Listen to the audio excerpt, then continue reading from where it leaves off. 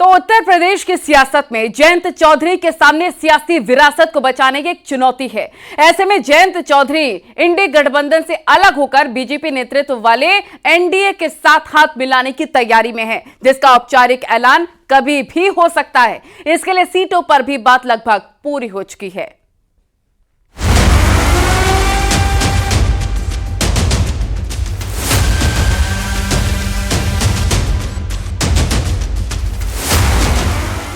जयंत चौधरी जी बहुत सुलझे हुए इंसान हैं, बहुत पढ़े लिखे हैं, राजनीति को वो समझते हैं। मुझे उम्मीद है कि किसानों की लड़ाई और उत्तर प्रदेश की खुशहाली की तरफ जो संघर्ष चल रहा है, उस लड़ाई को वो कमज़ोर नहीं होने देंगे।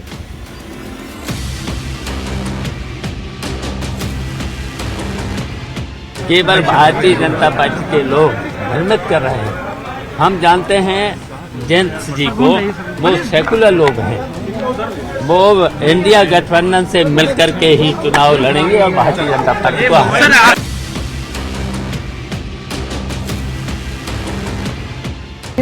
मैं नहीं मानती कि जो आरएलडी के जो मौजूदा जो नेता हैं जयंत चौधरी जी, जो राज्यसभा मेंबर भी हैं, वो इस तरह का कोई कदम उठाएंगे जिससे सीधे किसानों को क्षति पहुंचे।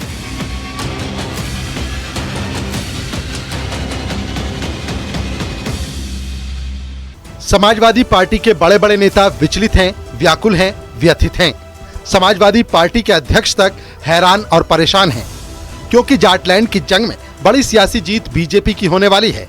अखिलेश यादव की चिंता जायज है, क्योंकि जयंत चौधरी उनका साथ छोड़कर बीजेपी के विजय रथ पर सवार होने जा रहे हैं।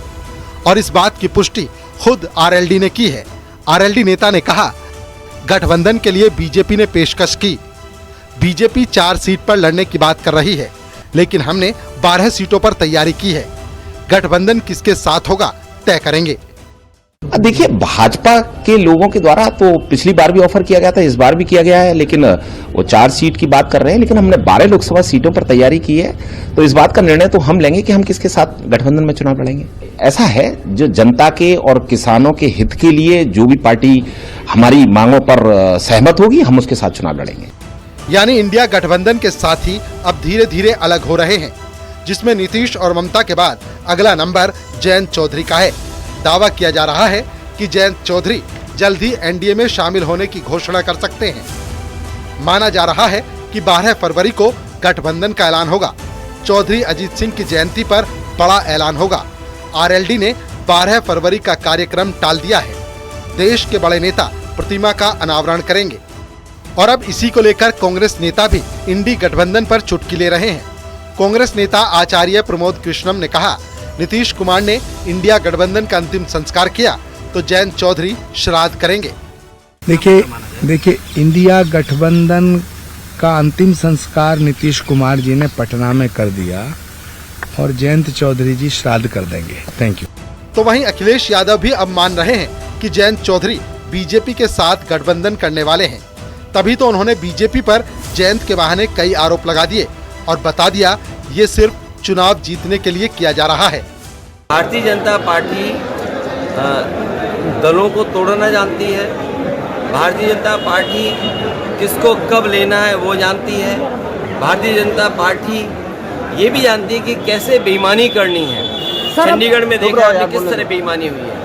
भारतीय जनता पार्टी ये भी जानती है कब किसको खरीदना है। भारतीय जनता पार्टी यूं ही थोड़ी सबसे बड़े दल बन गया है।